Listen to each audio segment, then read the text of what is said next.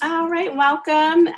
Thanks for holding on here for a second. I'm actually battling a cold, so I'm trying to set myself up here so I don't have to pause too many times, and just in case I sneeze and all of that.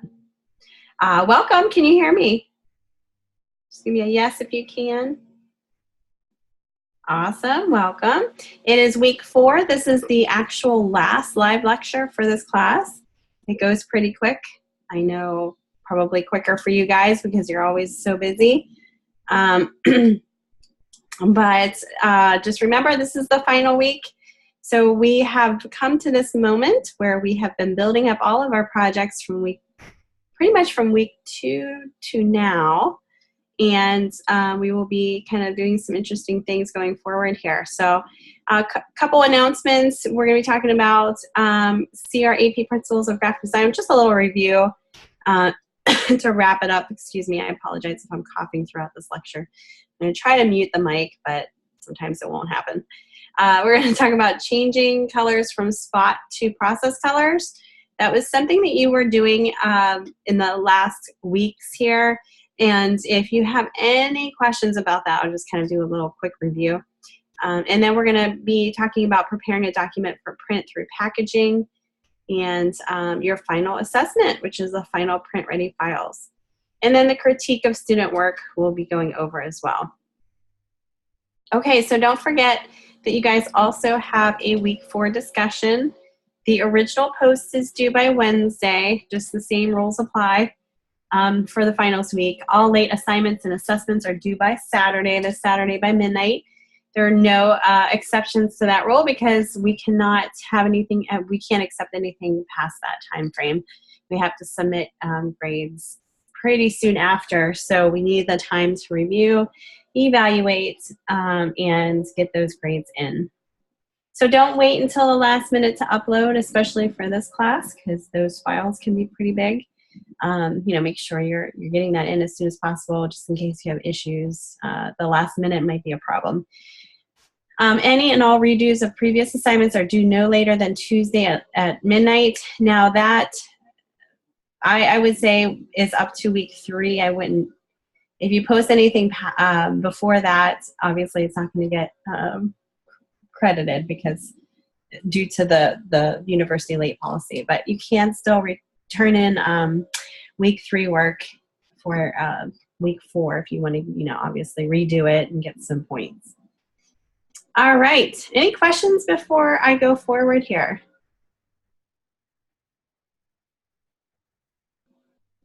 I'm sorry if you hear some, I think the leaf blowers are out today, so there might be, it might be some background noise. Hopefully you guys don't hear that. All right. Just a few things. We've been talking about the CRAP principles of graphic design pretty much this whole time that we've been in this class. And this is the foundation of what you guys do in graphic design. So that's why we like to go over it and over it and over it, kind of drill it into your minds.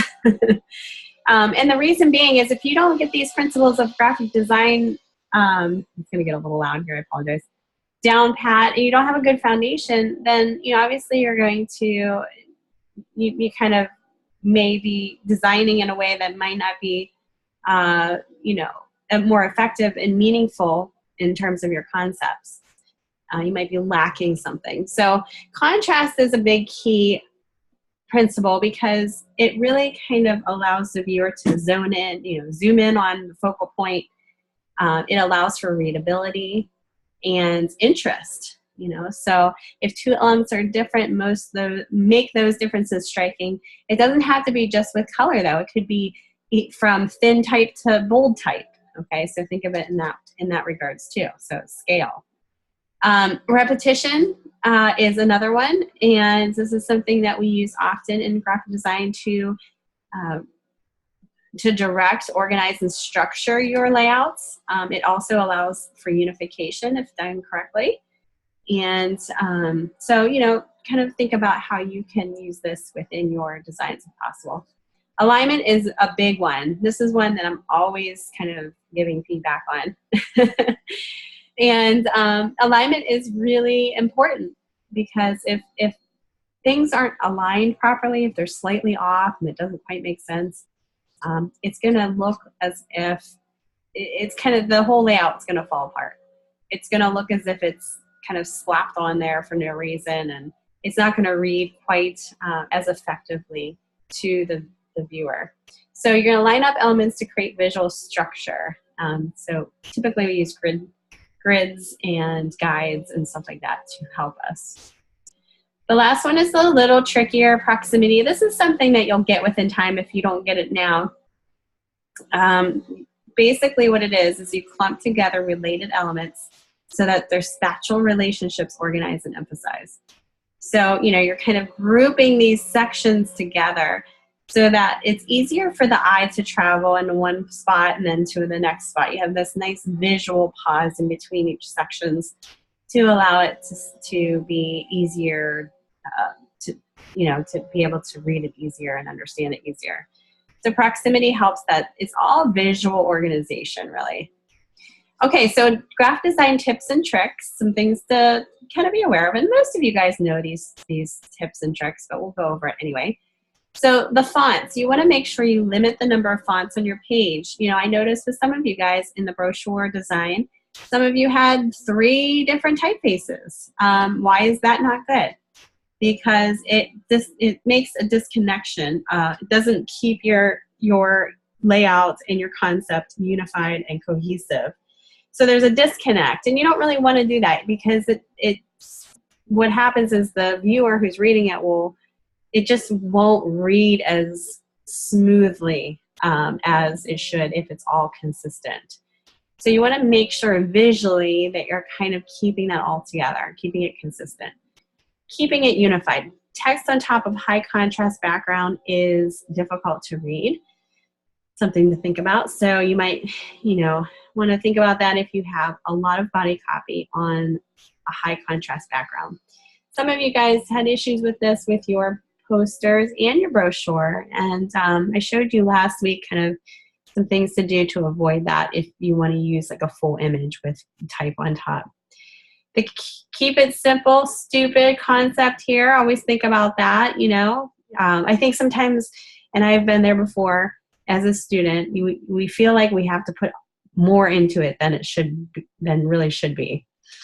And I think that's just a process that you will eventually understand when you go forward with, kind of evolving your work. You'll kind of understand, okay, this is not needed. I need to edit this out. So editing is a big point and process that you will get to if you're not there yet. So keep it simple. Simple can be beautiful. Colors, limit your colors, just like fonts. You can get to the point where it's just all over the place. You have too many, doesn't make sense, doesn't really keep it cohesive. There's a disconnect with all of your visual elements because you're just using too many colors. So pick a color scheme and go with that. Keep it cohesive. High value colors are high contrast, but also easy to class. So just think about what kind of colors that you can use that will look good together in a color scheme, but will also give you enough contrast for readability. Stand out. Make your designs unique, distinct, and easily recognizable. Well, of course, you want it to not look like the same old poster or not look like the same old brochure. So make it easily recognizable, unique, and distinct. So think about brands that are very well known like Nike, Apple, Volkswagen. Simple and recognizable. All their logo marks are very simple. I mean, they're pretty much icons. They don't have even their names written anymore. It's not even a word mark anymore. They just have an icon that represents who they are. So you'll get to that point where you just keep editing stuff out, keeping it simple in terms of your design to make it more effective. But make sure it's unique. It's not too simple. There's a line that you don't want to cross. You want to keep it simple, but you don't want to go too simple where it's boring. So that's kind of where the design challenge is. All right, so we talked about converting spot to process, and you guys did this last week yes, you did this last week and in week 2. And some of you guys had a little bit of challenge with this, so I thought I would show the process here in the screenshot. So my document here currently has 2 spot colors, green and purple. I went over this in the lecture as well, but we'll go over it again. So you can see in the swatch panel there, the green and purple spot colors are represented. So you can see them here. And there's actually a folder that says spot color, and look right next to each name in that little gray square right next to each name. There's a little dot in there, and that kind of indicates, that's how you know that that's a Pantone spot color. Or it may not be a Pantone, but it's a spot color. The ones above there are CMYK, so they don't have a little dot. So that's how you would know as well if you don't put it in a folder. All right, so you're going to select both of the swatches in the swatch window. So you can hold down the Shift key if you want to convert spot to process. And then select the swatch option under the little, the little line button there, drop-down menu. And in the upper right-hand corner of the swatches window, you'll see you'll click on that, and then you'll see swatch options. So you're going to click on that option. And on the left here, the visual is showing you what it was before. So it was on spot. You can see a little check mark on spot. You'll just click on that little down arrow on the color type, and you'll change it to process. You'll see that on the right, and click OK. So that's how you would change that from spot to process if you're having issues with that. I'm going to go over it. So you can see here on the very top, the dot is still there, and that's indicating that it's a spot color. So that's how you would know visually. On the bottom, even though the name's the same and it says spot colors in the folder, it might be tricky because, you know, maybe they were converted, but it's still in that same spot color folder. Well, how would you know that? Well, there's no little dot in the middle of that gray square. So that's how you would say, oh, okay, now I know that that's not really a true spot color. Those are converted to for process colors. So that's a visual indicator if somebody didn't, or you forgot to change the folder name to process colors. And that happens, people, especially when you're in a hurry. So trust me. All right, so when you go, how to check before a PDF, before creating a PDF, how to check your document. You'll go to the window options on the very top of the menu bar. You'll go to Output, and then you'll go select Separations Preview. Always check before making a PDF file for the final press output. So this is what you guys will be looking for this week. Separations Preview. You can tell on the left side here, there are 2 spot colors still that needs to be converted. So once they're converted, you'll see on the left is they're showing the spot colors at the bottom. If you go back out and you convert them, you go back into the Separations Preview, it'll look like the one on the right. So that's without spot color. So that's how you can double check. Excuse me. Preparing a document for print. So check the following 5 items. Spell check. You know, every Adobe program has a spell check. Make sure you're doing so. It's kind of embarrassing when you hand over a project to a client for a final proof or sign off and there's a spelling error. It's just embarrassing. So make sure you're doing a spell check. There shouldn't be any excuses because you do have that spell check in every program that we have. Number 2, check the colors. Did you convert the spot to process? Now this is for this upcoming project, so it's not necessarily every project you would be. You know, if you're using a Pantone color for a specific project outside of this class, you don't have to convert it to a process. Unless you're printing CMYK only, then that's when you would have to convert it. You're going to check for missing links and images, and I can show you how to do that in a second. Check for missing fonts. Check all bleeds and marks and see if they're all good. That's what you do before you send it to the printer too. You want to make sure all of those are in check. Yeah, I mean, these are some of the things that you definitely need to do before sending in or submitting or sending over any files for final print or submission. All right, this is just going through each one of these. So links, look at the images specs from the links palette. And I'll show you how to look at that. Make sure images are in CMYK mode. To change the mode from RGB to CMYK, you would need to do this in Photoshop. And that's strictly images.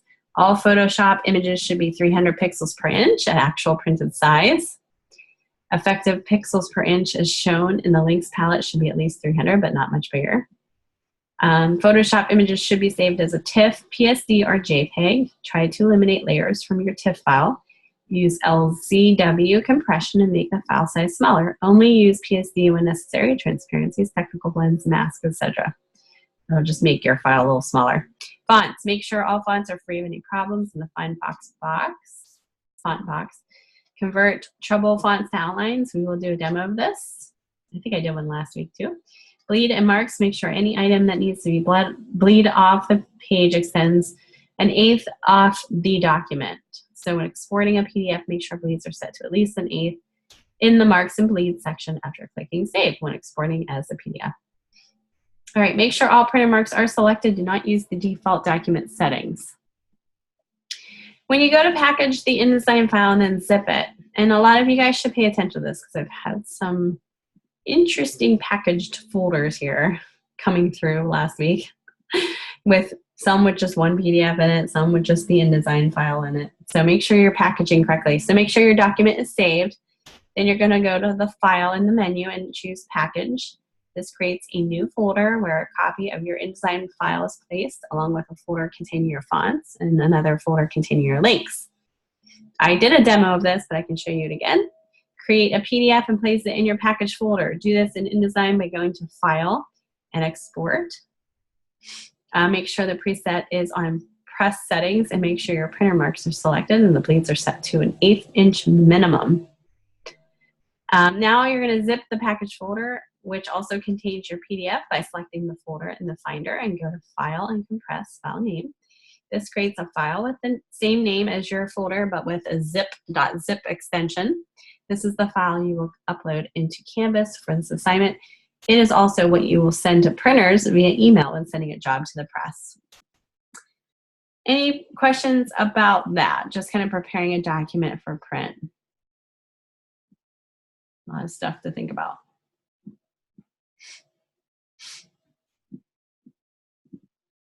Okay, very good. All right, we're going to go forward then, and we're going to take a look at your, actually, before we go into your assessment, let's go into your discussion before I forget. Then we'll get into all of the final project here.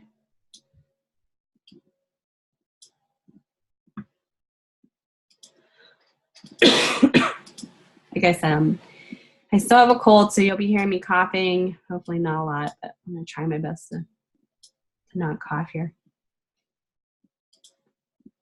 All right, so week 4.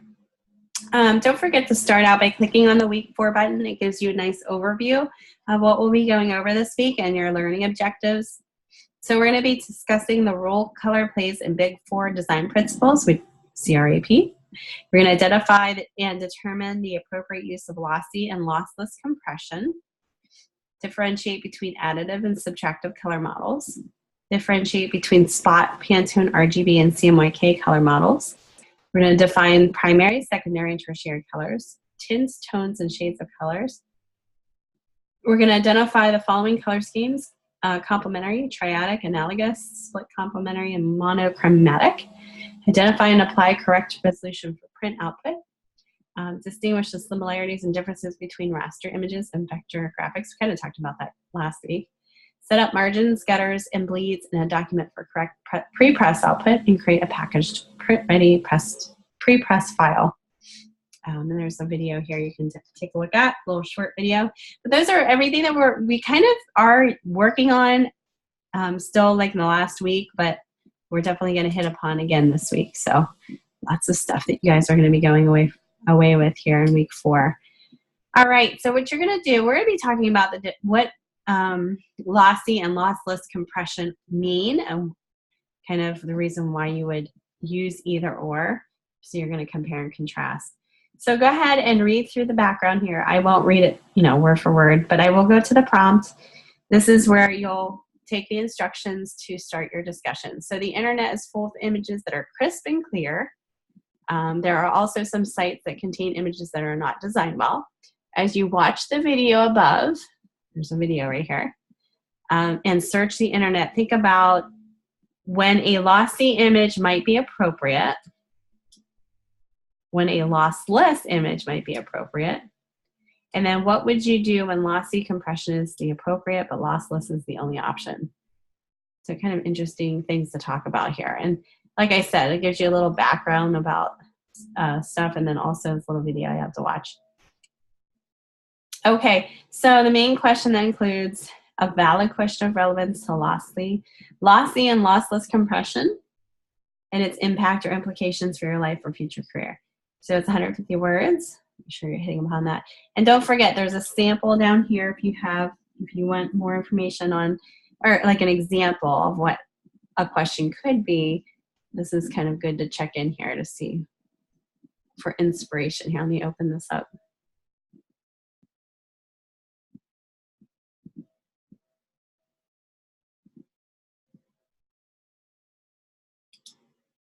Maybe. Oh, here we go. In the downloads folder.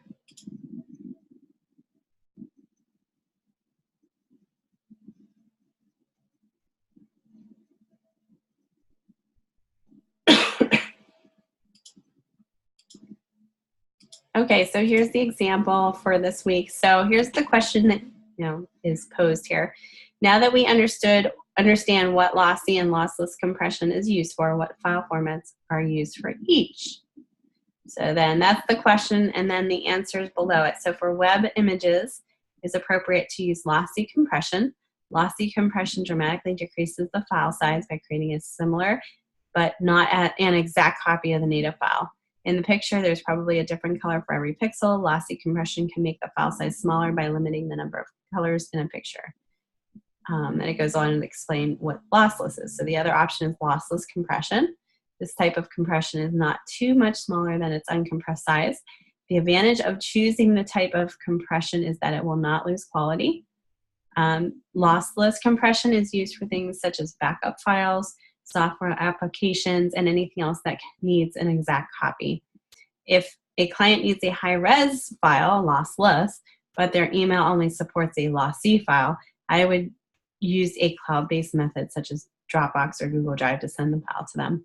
And then it has the little citation down there. So that's a really good example for discussion 4, just to kind of get you guys started and motivated on maybe thinking about what you can ask in regards to that. Sometimes it kind of makes it sometimes harder, I think, because that's all you can think of is that question, but I'm sure you guys can come up with something. Do you have any questions about the discussion?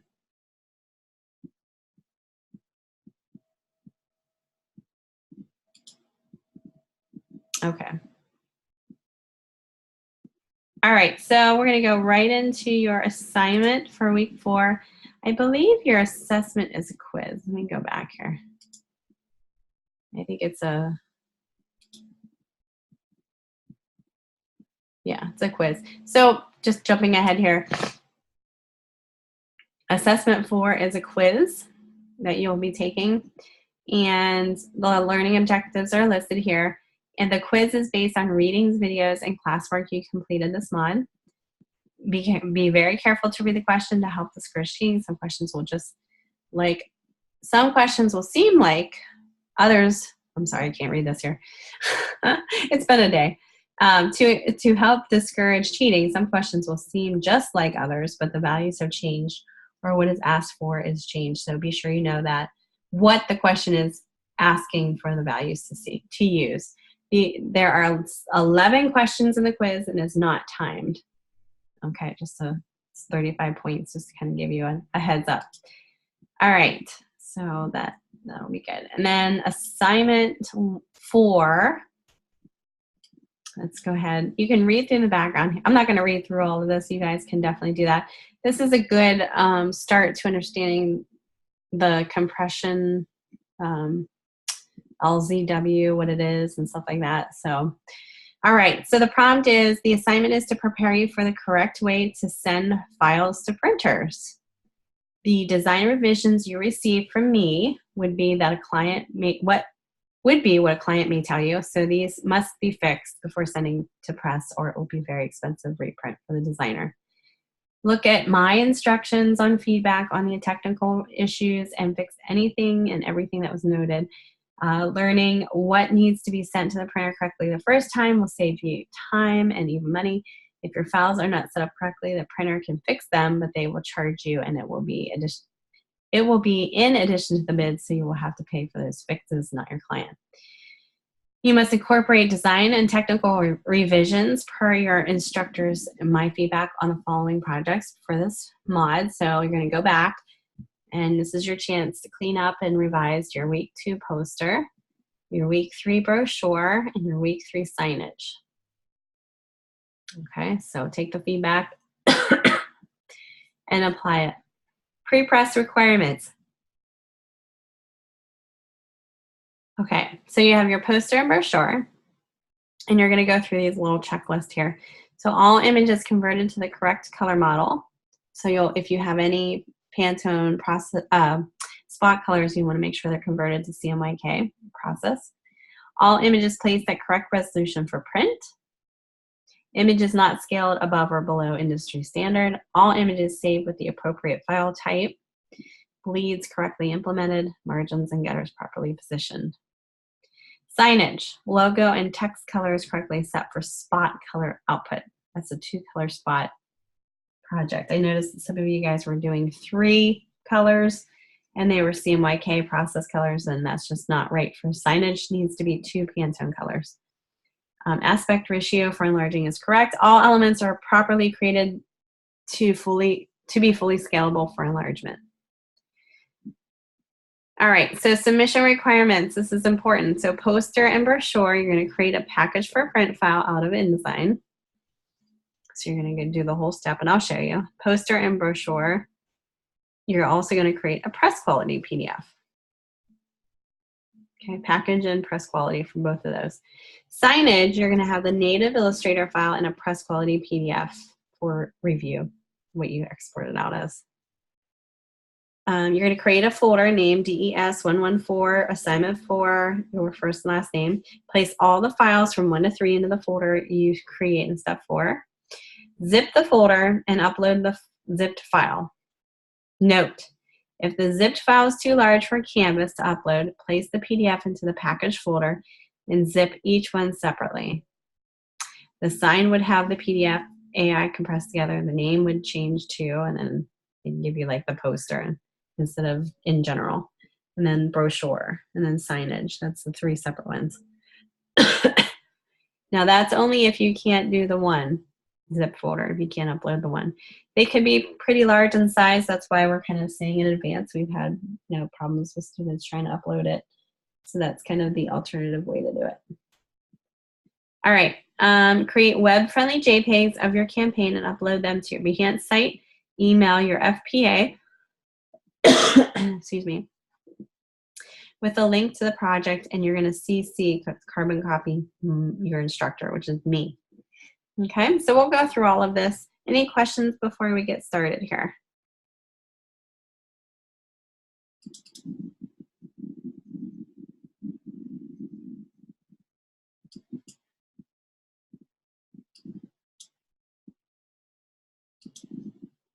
Okay. All right, I think I'm going to take a 5-minute break, if you don't mind, just to kind of get my coughing out. I feel it coming on. I'm going to get some water here and some cough drops, and I'll be back here in 5 minutes, and then I'll start the demo on every step that you need to take through the submission requirements so that you're clear on what you need to do. Does that sound good? I just don't want to be coughing on here, and I feel it coming on. Okay, so I'll meet you back here in 5 minutes, and then we'll get started with all of that. Very good. Thank you.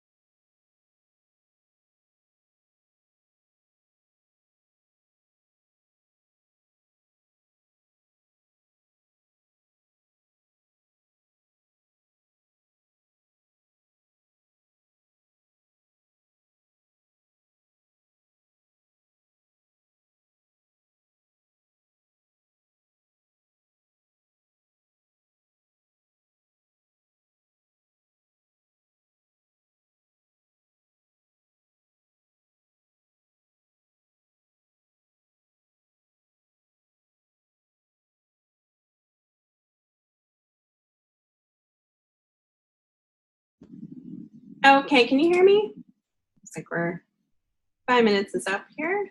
Get the chat area up. There we go. All right, awesome. All right, so anyway, let's go over how you're going to do all of this, all of your pre-press requirements step by step here. So what I'm going to start with is the poster, okay? So I'm going to go and I'm going to check out my poster here. Actually, I have all of my documents open, so let me scroll through here on my tabs. So we began with the poster for this project. Well, pretty much we did. We kind of started with the logo color as well. But what you're going to do is you're going to open up. If you need to change the logo color at this point, hopefully not, you can definitely, do so and change it, and then start, implementing it into each of these. Again, if you need to do those changes, make sure your logo is placed in here proportionately. I have a lot of you who are stretching the logo. I see a lot of this. Oops. Not that, this. Stretching.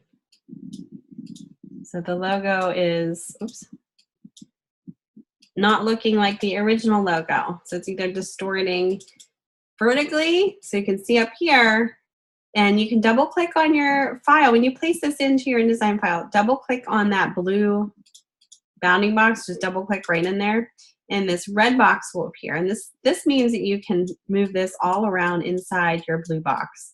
It also means that you can check on the size proportions. Go up here on your presets, see where it says the X and Y. This is the scale X percentage. This is the scale Y percentage. You want these to be exactly the same. You don't want them to be different numbers here. If you do, that's what happens. So let's do this 100 by 100. That's how you know it's proportionate. If this is any less, that's when it's not. You get the stretching going on. So make sure that you're not distorting your logo or any other elements. Your photos too are the same. In regards to that, you can double check. I may have commented, hey, I think you distorted your logo or your image, double check. Go ahead, double click on it and check your number percentages here. They should both be the same. Okay, so check for bleed. You want to make sure you have your bleed set up, okay? These are the little red guides here. If you don't see those little red guides, then what you're going to have to do is go to your document setup, file document setup, and go to bleed, and make sure they're at least 1/8 of an inch. Okay. Make sure this is 11 by 17.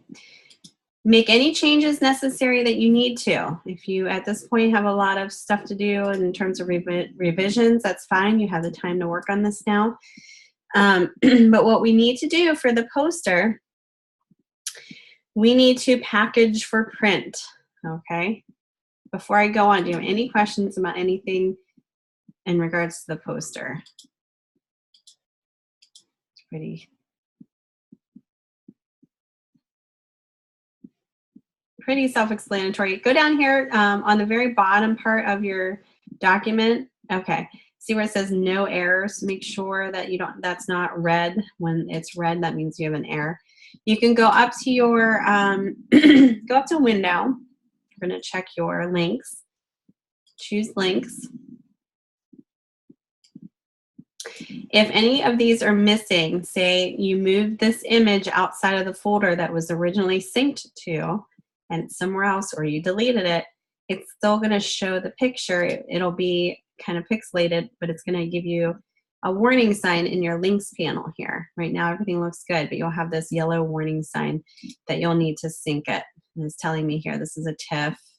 It's giving me all the details. CMYK, 300 pixels per inch. That's how you can double check for all of your specifications of your images here. So you want to make sure it's a TIFF, CMYK, 300 pixels per inch. Looks good. Okay. Colors, you can even go into swatches and check your colors out here like we did before in the demo here. If you need to switch any, this is how you would switch it from process or spot to process if you haven't done so. But all of my colors in here look good. All right, so when I'm ready, click save, and then you're gonna package this file. So you're gonna go up to the file and you're gonna choose package,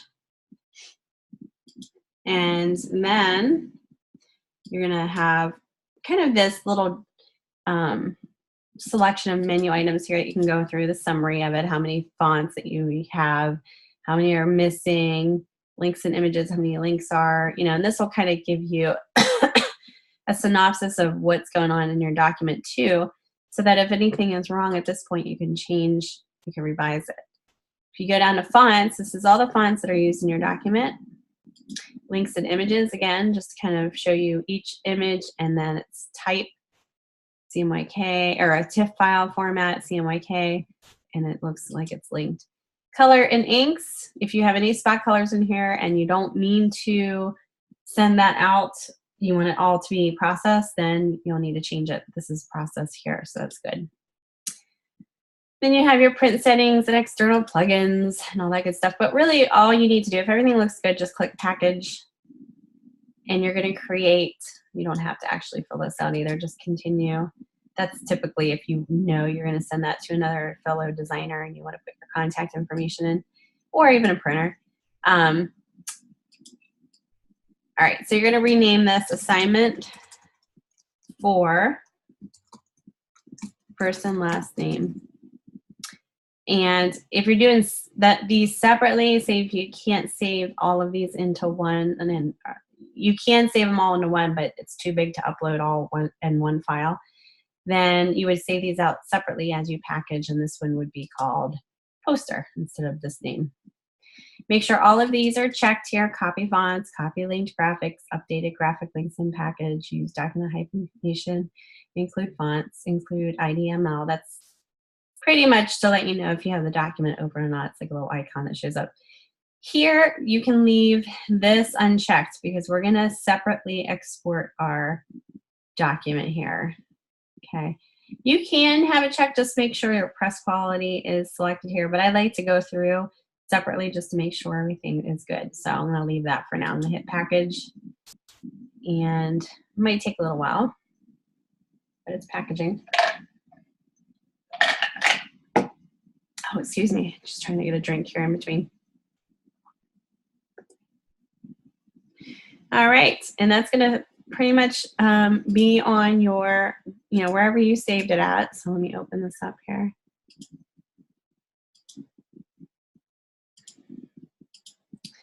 Share my desktop.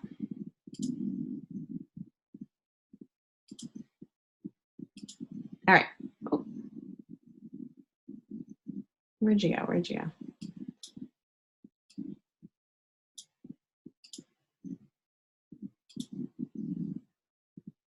All right, so these are all, ignore those for now here. Where is my, here's my package folder here. So this is the package folder I just did for my poster. I'm gonna double click on it. You'll notice the IDML file. That's just to tell me that this document is open. If I were to close out of InDesign, this InDesign file, this is your native file. If I were to close out, you know, it's still on here. Let me show you. I'll close out and you'll see what will happen with that. Just so you understand what that is.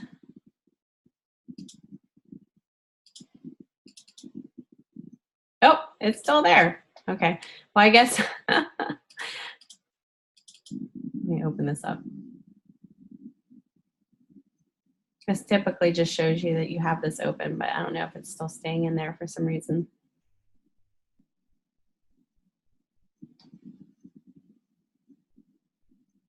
Anyway, you'll have your native InDesign file in there, as you see in there. You'll have your, I'm trying to get this to stop running here. Doesn't like me.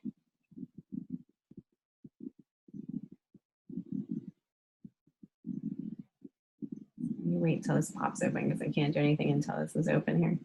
Okay, here we go. Okay. All right.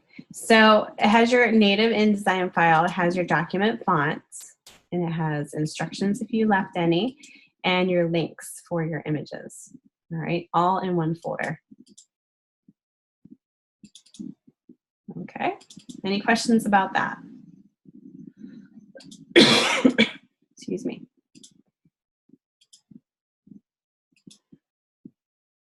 IDIK. Okay. That's when it says it's open. I think I was confusing those two. All right. So what you're going to do is you're going to just kind of leave this over here, you know, wherever you want to. Just have it like ready to go. Okay. Now I'm going to go back to my InDesign file. Let me reset my essentials here. And go back to my poster. We still have to do a press quality PDF. So we're going to go up to File, and we're going to go to Adobe PDF Presets, and we're going to go to Press Quality. It's important. Press Quality is selected. I'm going to choose the desktop. I'm going to keep the name. I'm going to keep the name as is because I'm going to put this in separately, so it should be okay. I hit Save, and when I hit Save, here's your presets that you can change it to. So press quality should be selected. All pages, everything looks good. The one thing I want to make mention of is your marks and bleeds. Go down to marks and bleeds here and make sure that crop marks, bleed marks are checked under marks, and then also the use of document bleed settings. Okay, click export.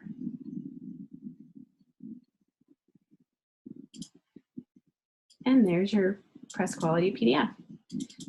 Just make sure you view it, just to make sure everything looks good, especially with the trim marks, because a lot of you guys forget to do the bleed marks and the trim marks. So you should have 2 sets here on each corner. So it should look like that. Oh, and that needs bled out. I didn't notice that. See, that needs to be pulled out. Any questions about that? It's pretty good. So I would just put this PDF right into this folder here. Just drop it in there. Okay. Next thing is your brochure.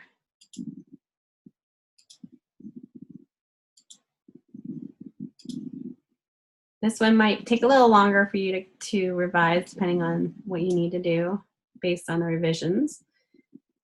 What the heck's going on up here with this picture? Huh. Not sure. Let me go to my links, see what's going on. Is it trying to link somewhere? Nope, cover TIFF. Go to my view, high quality. Let's change it back to typical.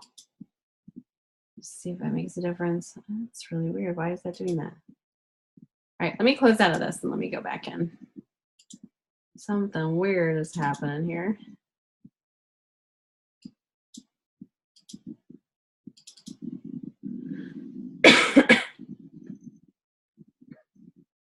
All right, something happened. I don't know what it was, but it looks good now. Okay, so make any changes that you need to. Double check.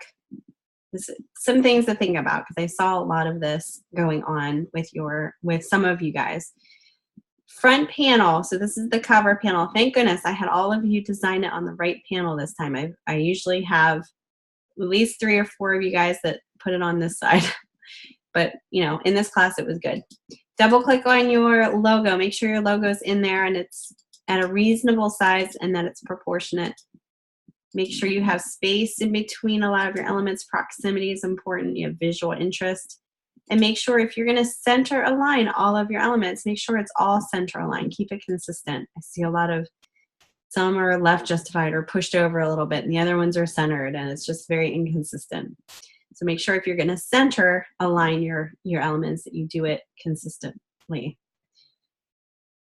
Yeah, Amanda, you said I had to fold a piece of paper and write what I wanted on each page to help me get things. Yeah, definitely. I do that all the time.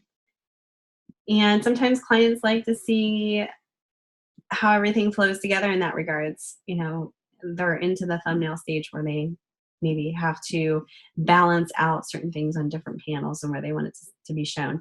So that's good that you're doing that. It's good to plan that out. You can do so in the design stage too, but sometimes it's good to kind of think ahead. So you're perfectly right with doing that. That's what we do as designers.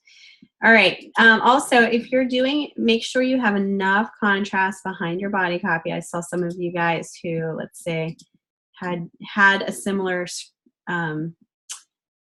box like I have here with white or a color, but it was too low in transparency screen.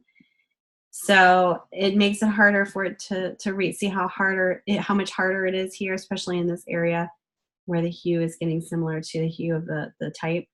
So you want to make sure that you have enough contrast. You still can, have a transparency, but you want to make sure it's readable, that you don't want the elements to get into the way of the information. Make sure, and I saw a lot of this actually, some of you guys had, let's say for the front panel here was one typeface in a different point size, and then on the inside it was a different typeface, completely different with a different point size too. Make sure the body copy is always consistently the same. So that's why you're using paragraph styles. You want to make sure it's the same typeface, the same point size, the same leading, where all the body copy is shown. Now, in some instances, like here, actually, this shouldn't even be bold. Let me show you here real quick. Body copy, change that back. Some instances here where it's kind of pointing out some facts about their hours, and the rental information is a little different set off. You can make that bold, but everything else, and that should be the same typeface though, but everything else should be very consistent. So any type of emphasized sections of type is fine with changing the emphasis. Subheads are okay to change the emphasis, but keep the typeface the same, keep it consistent. Make sure that you have, if you're using this block like I am behind the typeface, make sure you're pulling this in so that you have a little bit of margin space. I saw a lot of you guys do this, and it was like way too close to the edge there. It just makes it harder to read. Make sure you're giving it enough cushion or margin space for that. Double click, check on all your images, make sure you have them in there placed properly, and they're all CMYK, and they're all TIFF images that you're placing in there. Make sure you have your bleed set. Again, file document setup, you can check that if you don't have it, and bleed out anything that you have going off of the page there. Excuse me. Ooh. All right, so when everything looks all good and ready to go, again, go to your links. Make sure everything's linked up. Make sure you don't have any errors down here. You can click on each image here to actually tell you whether they're switched from RGB to CMYK. So this image here, which is the logo, all my presets, all my specifications are shown here. So it's a TIFF, CMYK, 300 pixels per inch. So go ahead and click on each one of these. Just make sure everything is set correctly. Okay, and when everything's good, then you're good to go. And then you can kind of check out your colors too. So then we're going to have to package this file as well. So you go up to File, Package. And again, just go make sure nothing is weird here. Go to Fonts, make sure everything looks good here. Links and Images, everything looks good here. CMYK, TIFF files look good. Colors and inks. There's no Pantone colors, that's good. Then just choose Package if everything looks good.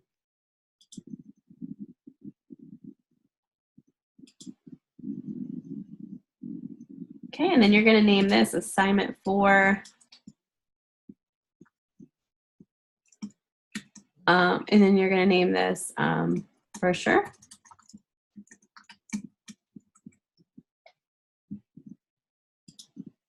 Make sure everything is checked on the bottom here except for your include print, just like we did before. Hit Package. You can name the other file Poster too. I didn't add that in there. And then what we'll do is we'll just compress your poster, your brochure, and your signage all together and give it one name as specified in the instructions. Okay, when you're done with that, go File, Adobe PDF Presets, and go to Press Quality, just like we did before. And I would name this Brochure. And then everything, it looks good here, compression, marks and bleeds. This is where you need to change the marks and bleeds so that the cut marks and the bleed marks are showing. And then the bleed, you want to use document bleed settings. That just uses your settings instead of a general setting. Click OK.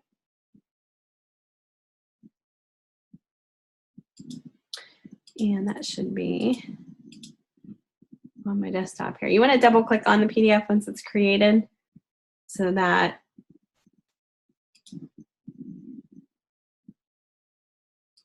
you know that looks good. I don't know where that went. Did I save that by accident somewhere else? Let me save it to the desktop here for sure.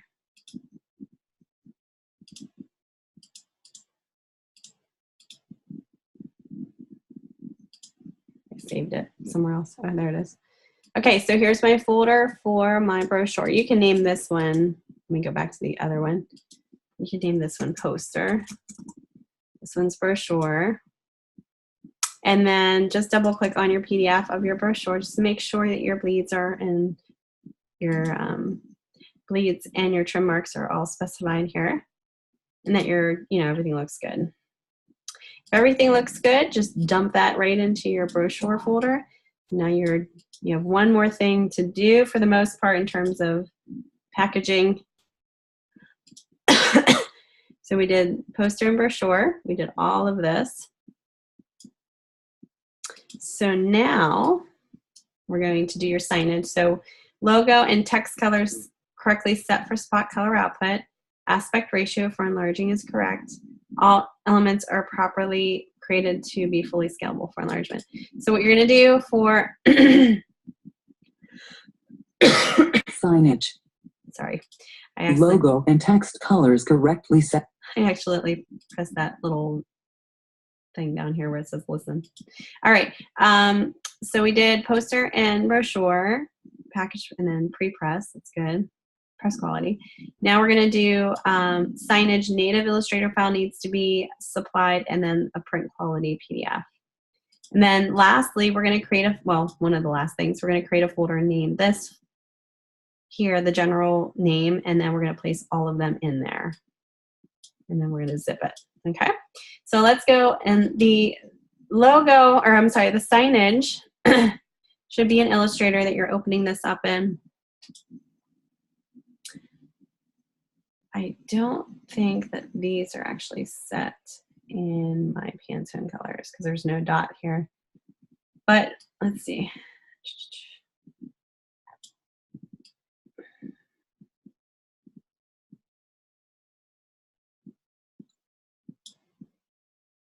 Spot color. Okay. So what we want to do is we want to change this to spot color. My spot colors aren't saved in here, so I'm going to have to open up the original logo. Give me 1 second here. So if you don't have spot colors in here, you need to get that in there.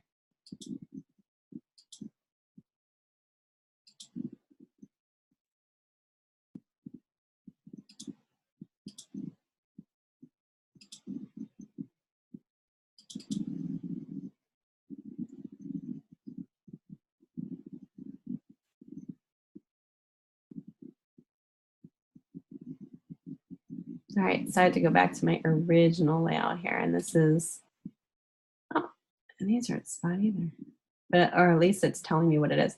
So 3015, I need to change that to. I don't actually have it specified here. So you can double click on here too if you don't know the number and just choose spot color here. If you know the number, then you definitely can change it that way as well. This is kind of an easier way, just double clicking on it, changing it to spot color.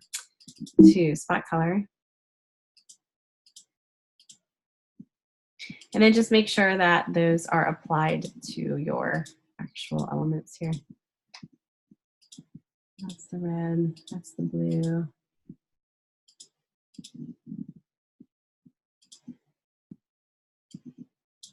Blue.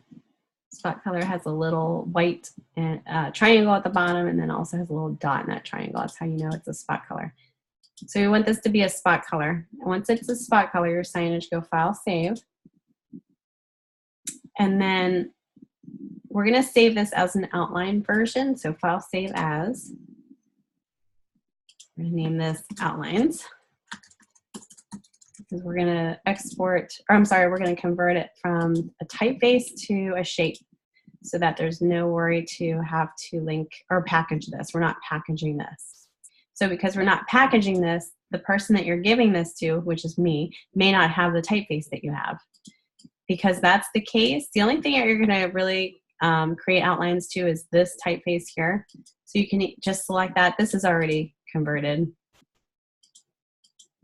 to lines and shapes. So select that type, go up to type, and then choose create outlines. Just make sure that you save as the outlines name so that you can go back and change this if you need to. The typeface, using your type tool, because you can't do that now. All right, so we have the AI version here. Let's save this to the desktop. That looks good. And then I believe it says a PDF. Let me go back.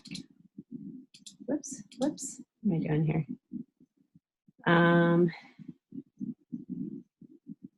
Yes. File and press quality PDF. Okay, I apologize. There might be things popping up here.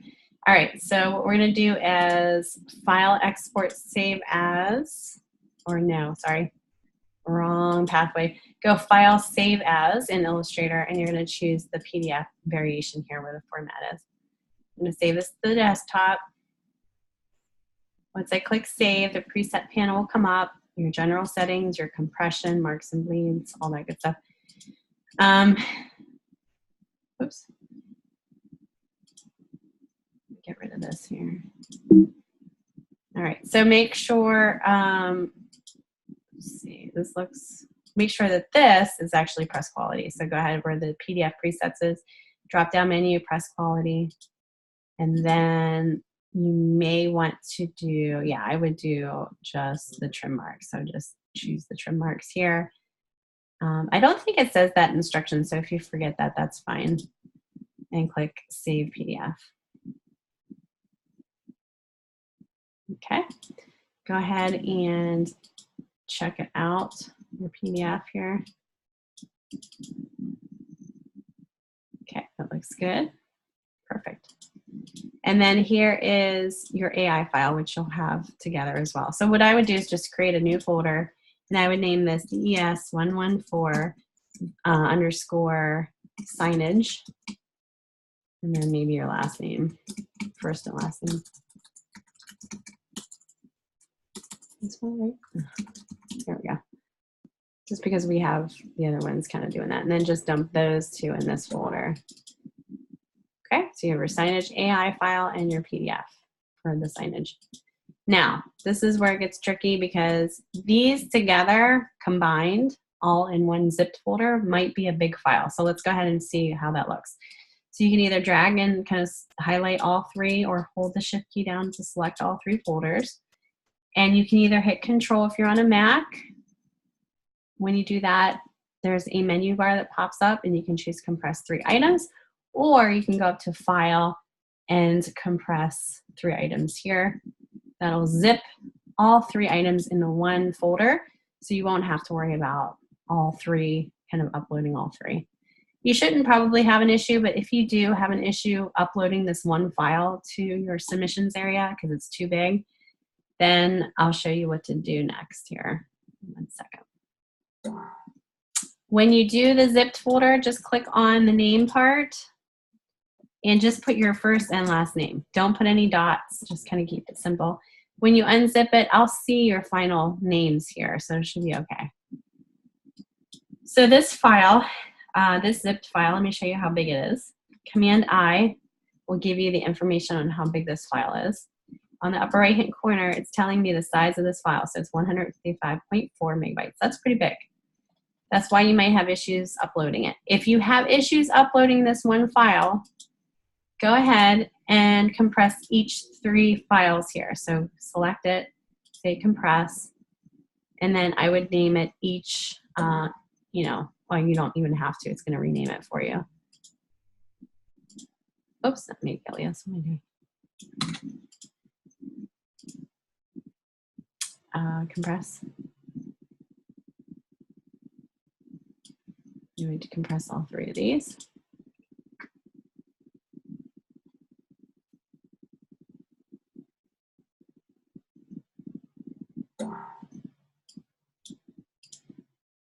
And then when you're done, that was easy, you would submit each of these folders, or each of these zipped folders. So this one's 34 megs.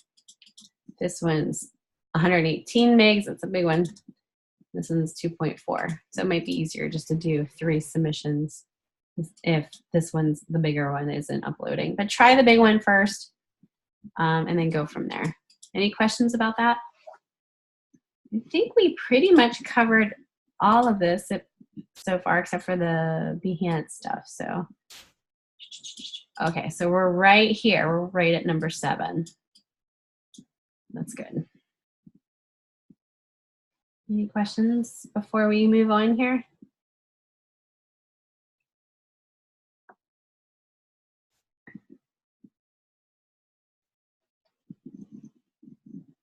Okay.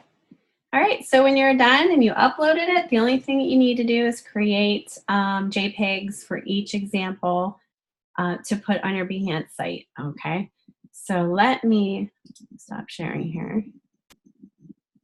And I'm gonna pull up my Behance. If you don't have a Behance membership, it's okay, it's free.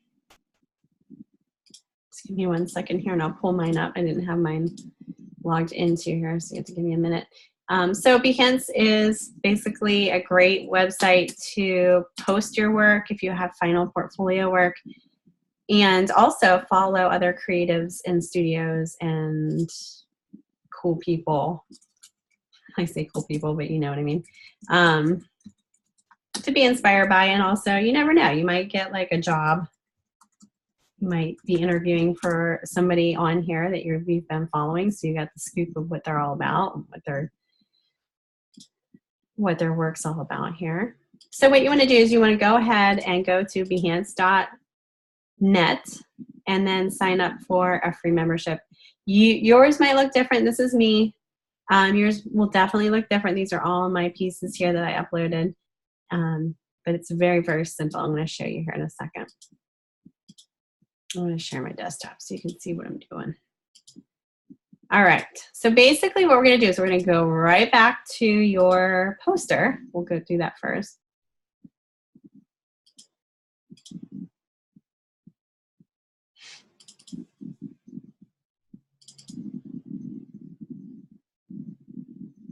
And what I would suggest is create a folder that's called Behance or something in that regards,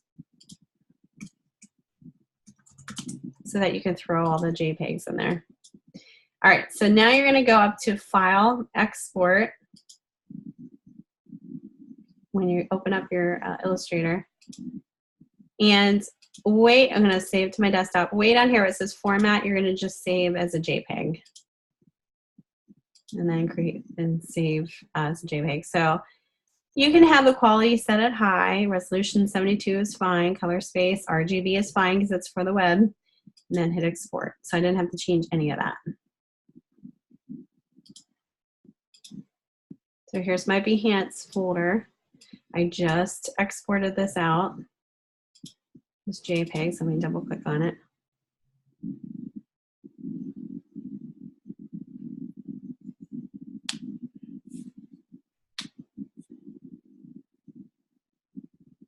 So it'll look similar to this here. Okay. It looks good. I'm going to throw this in there. And then I'm going to open up the brochure. So let me get rid of the poster. I'm going to open this brochure. Everything looks good. I'm going to go File, Export, Desktop, JPEG, Save. All pages. High. RGB looks good. Export. And it will export both pages. So you'll have page 1 and page 2. Okay. It doesn't have to have crop marks on it. You're good. Just throw this in the folder again. All right. And then we have, that's good. And then we have your signage. So we'll go back to Illustrator. And sometimes what I would suggest for your signage for this Behance website is to take, if you have white, completely white in the background, take the rectangle tool and just make it as big as your background. Just draw it out. And you're going to fill it with just white. And then you're going to go up to Object, Arrange, Send to Back. And what this will do when you save this out as a JPEG, because now it has a fill of white back there, it'll kind of trim it off at the edge for the JPEG. If this wasn't there, this white fill, and it's just transparent in the background, it's going to crop it real close into, when you view it, into the logo. So it won't be the size that it should be. Okay, so that's kind of what I'm suggesting that.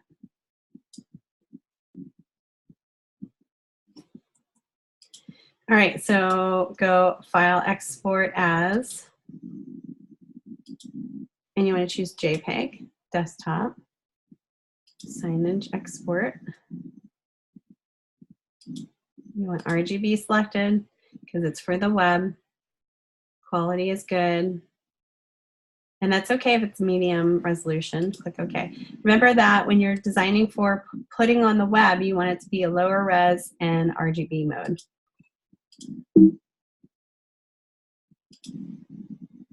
Okay, so let me throw that in the folder. Where is that? Over here.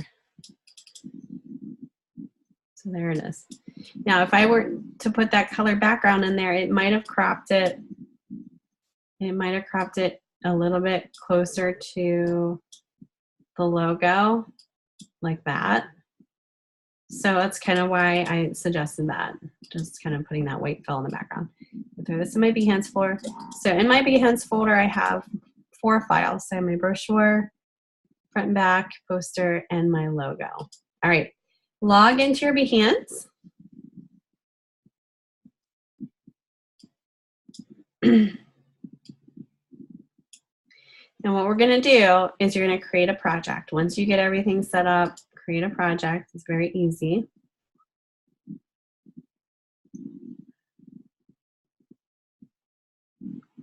Okay, so there's a lot of different options for building your project. Excuse me. So you can choose to select either one of these. This panel also exists. It's pretty similar to this panel. So it's up to you what you want to choose. So upload files is what you want to click on to start here. Hold on 1 second. I see that you're chatting something here, and do we need to save the poster and the brochure as RGB? It's going to be on web, or leave it seem okay. When you save it as a JPEG, it automatically, and I don't know if you saw that when I was changing it to JPEG, in the presets, it automatically shows RGB as the option, so make sure you just choose that option in there. So you don't actually have to convert it in the native file that it's in. Good question. Yep, good question. All right, so I went to upload files. I'm going to go right to my Behance folder, and I would probably do the logo first because it's kind of like the start of the project. I'm going to choose logo. You can actually, I should have done this here. Go upload files again. Hold down the Shift key to select the other ones. I'm going to do the poster second, and then I'm going to do, and you can rearrange these. I'll show you. So select those. If you want to rearrange them, this is a little big here. Let me zoom out. I believe you can click on this little edit, yes, and you can reorder project. You know, so you can reorder here by sliding each of these where you need them. You can also add a caption, replace image, or delete image there as well. But after I uploaded it, see how nice and orderly it looks. So if it looks like that, everything looks great. You should have the front cover first panel of your brochure. Then you're going to just hit save or continue. I'm going to hit save and then continue. Okay, and then this is the project cover image. So you can choose whatever you want. You can even add something here if you want to, add another image. And then here is where you can zoom in. So this would be kind of what would show in your cover image here. So I'm going to do this angle here, and I'm going to crop and continue. So this is kind of like the icon you'll see when you open up Behance as the project. Okay.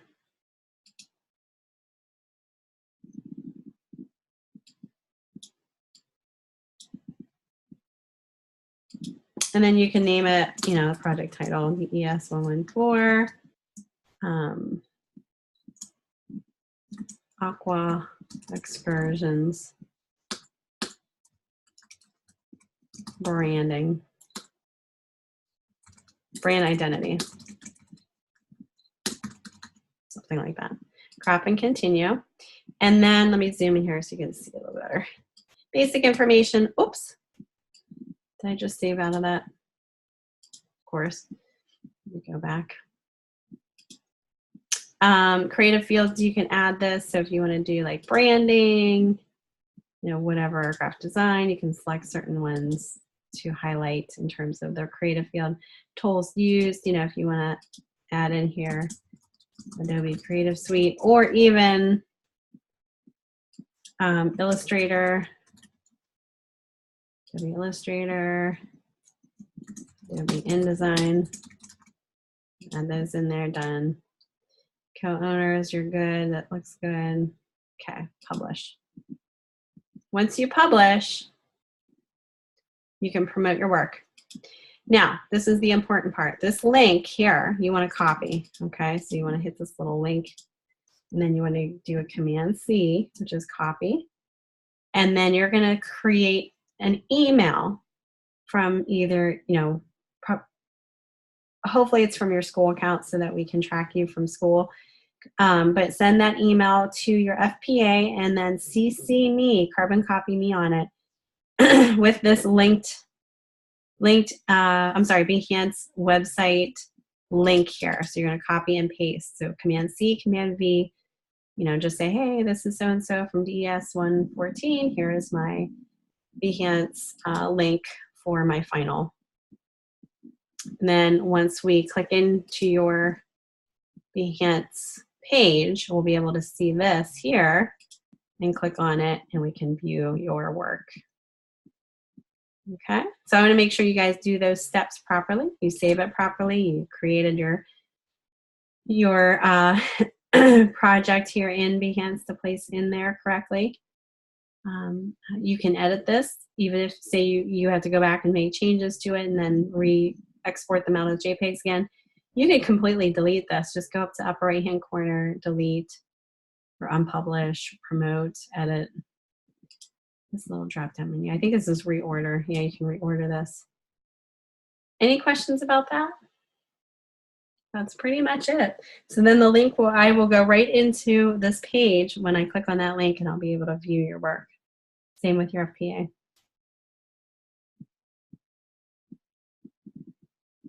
Pretty neat. All right.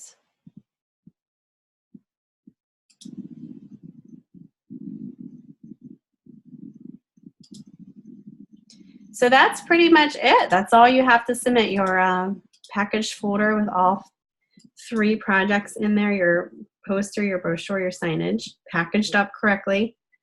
Everything's converted correctly. Images look good. They're sized to the right size. You have your bleeds and your cut marks on your press quality PDFs included. You're packaging them all up correctly, and then your Behance site is done correctly as in regards to how you're showing your work.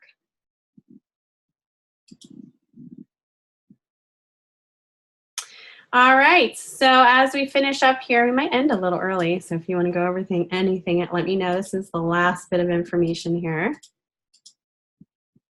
Student critique, if you guys, I think what I'm gonna do is put a critique forum in week 4. You guys can post to that if you need extra feedback from me or students. It's not in there now, but I'll put it in there as soon as I'm done here. So give each other constructive feedback. And how to do so in a good method is the sandwich method. Easy to remember if you're hungry. You start off by focusing on the strengths, what you like about the item in question. Maybe say what works, why it works. Maybe be more objective than subjective about it. Then you can provide criticism afterwards. So things you don't like, maybe that didn't work. Offer suggestions of improvement. And then lastly, you can round off the feedback with a reiteration of the positive comments you gave from the beginning and the positive results that can be expected if the criticism is acted upon. So remember, if you are providing criticism, you should also provide an idea for improvement. So that's kind of key behind giving feedback there. Okay, so just kind of some tips there on your critique. And like I said, I'll put the week 4 critique forum in there so you guys can have that opportunity. It's not mandatory. It's just something you guys can utilize if you want extra help. All right. So that's pretty much where we're going to end, unless you want to show any of your work. We only have, just one student in here, but Amanda, if you have anything that you want to share, let me know. Or if you have any questions, want to go over anything extra.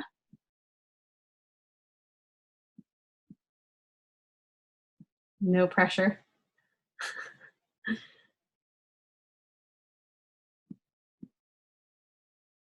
If you're good, that's good. Just say, hey, I'm good. We're good.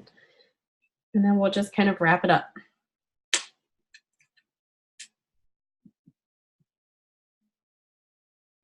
Okay, so you're good. You just have to fix some spacing in your brochure. I think you can handle that. Okay, very good. Like I said, I'll post that optional critique form in week 4 if you want to get extra feedback. Once you do that before actually submitting it, then we can, go ahead and do so. If not, no worries. Just know that if you're not posting to the optional critique forum once it's in there, just check in to see if anybody else posted so that you can give feedback if you need to. All right. Well, you guys have a wonderful holiday coming up here, Thanksgiving. Don't eat too much, but, hey, we all eat too much, right? That's just the idea behind Thanksgiving. It's the one day you can just sit and eat all day.